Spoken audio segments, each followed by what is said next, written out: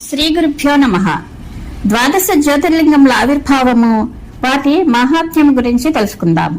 ముందుగా రామేశ్వరం జ్యోతిర్లింగం ఆవిర్భావం ఎలా జరిగింది, దాని మహాత్మ్యము గురించిన విశేషములను ఇప్పుడు తెలుసుకుందాము. సీతాదేవిని రావణాసురుడు అపహరించి లంకకు తీసుకువెళ్లినట్లు తెలుసుకుని సుగ్రీవుని 18 పద్మముల వానర సైన్యమును తీసుకుని శ్రీరామచంద్రుడు సముద్ర తీరమునకు వచ్చెను. సముద్రమును దాటుట ఎట్లు, రావణుణ్ణి ఎట్లు జయించవలను అని ఆ స్వామి ఆలోచింపసాగాను. ఇంతలో రామచంద్రునకు దాహము వేసి ఆ ప్రభువు నీరుని అడిగాను. వానరులు మంచినీటిని తెచ్చి శ్రీరామునికి ఇచ్చారు. శ్రీరాముడు ప్రసన్నుడై ఆ జలమును తీసుకొనెను. నేను నా స్వామియు భగవంతుడునగు శంకరుని దర్శించకుండా జలమును ఎట్లు గ్రహించగలను అని తలపోసెను. అట్లు భావించి ఆ స్వామి జలమును త్రాగలేదు.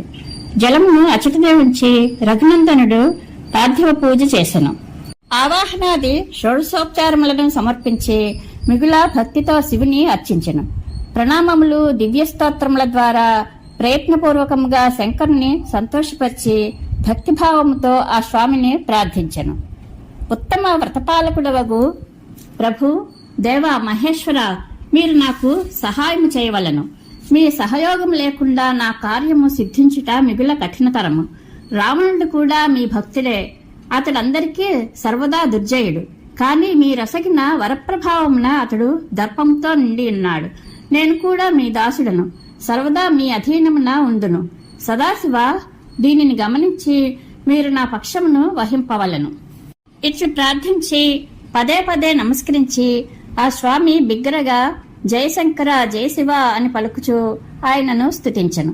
తదుపరి ఆ స్వామి మంత్రజపమునందు ధ్యానమునందు తత్పరుడయ్యను. తదుపరి మరలా పూజించి శివుని ఎదుట నృత్యము చేయసాగాను. అప్పుడు ఆయన హృదయము ప్రేమతో ద్రవించెను. శివుని సంతుష్టపరచుటకు ఆనంద పారవస్యంలో బిగ్గరగా కేకలు వేచుచు శివస్థుతి గావించెను. అప్పుడు భగవంతుడగు శంకరుడు ఆయన ఎడల మిగుల ప్రసన్నుడయ్యను. జ్యోతిర్మయుడగు మహేశ్వరుడు వామాంగభూతయగు పార్వతితో పార్షద గణములతో శాస్త్రోక్త నిర్మల రూపం ధరించి అచటకు వచ్చెను. శ్రీరాముని భక్తి వలన సంతోషచిత్తుడై మహేశ్వరుడు ఆయనతో ఇట్లు పలికెను. శ్రీరామ, నీకు మేలగుగాక, వరము నడుగుము. అప్పుడు ఆ స్వామి రూపమును చూచి అచటనున్న వారందరూ పవిత్రులైరి. శివధర్మపరాయణుడగు శ్రీరామచంద్రుడు స్వయముగా ఆయనను పూజించెను. తదుపరి రకరకములగు స్థుతులు ప్రణామములను చేయుచు లంకయందు రావణునితో జరుగు యుద్ధమున తనకు విజయం చేకూర్చుమని ఆ దేవదేవుని ప్రార్థించెను. అప్పుడు ఆ రాముని భక్తికి మెచ్చి, మహారాజా, నీకు జయమగుగాక అని శివుడు పలికెను. భగవంతుడకు శివుడొసగిన విజయపూర్వక వరమును స్వయముగా యుద్ధమునకు ఆదేశమేనని రామచంద్రుడు భావించెను. నతమస్తకుడై చేతులు జోడించి ఆయనను మరలా ఇట్లు ప్రార్థించెను. శంకర, ప్రభు, మీరు సంతుష్టులైనచో జగత్తునందలి ప్రజలను పవిత్రులను చేయుటకు, ఇతరులకు ఉపకారమనర్చుటకు మీరిచ్చటనే స్థిర నివాసం ఏర్పరచుకొనుడు.